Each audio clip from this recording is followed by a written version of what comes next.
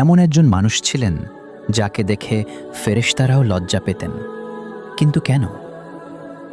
একদিন রাসূলুল্লাহ সাল্লাল্লাহু আলাইহি ওয়াসাল্লাম তার ঘরে বিশ্রাম নিচ্ছিলেন। কয়েকজন সাহাবী এসে কথা বললেন, সবকিছু স্বাভাবিকই ছিল। হঠাৎ খবর এলো আরেকজন সাহাবী আসছেন। আশ্চর্যের বিষয়, রাসূলুল্লাহ সাল্লাল্লাহু আলাইহি ওয়াসাল্লাম সঙ্গে সঙ্গে নিজের পোশাক ঠিক করলেন এবং আগের চেয়ে আরও পরিপাটি হয়ে বসলেন। সাহাবী ঘরে প্রবেশ করলেন।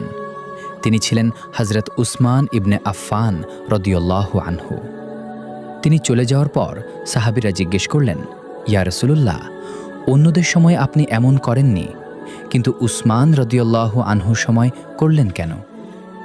তখন রাসূলুল্লাহ সাল্লাল্লাহু আলাইহি ওয়াসাল্লাম এমন কথা বললেন যা শুনে সবাই স্তব্ধ হয়ে গেলেন।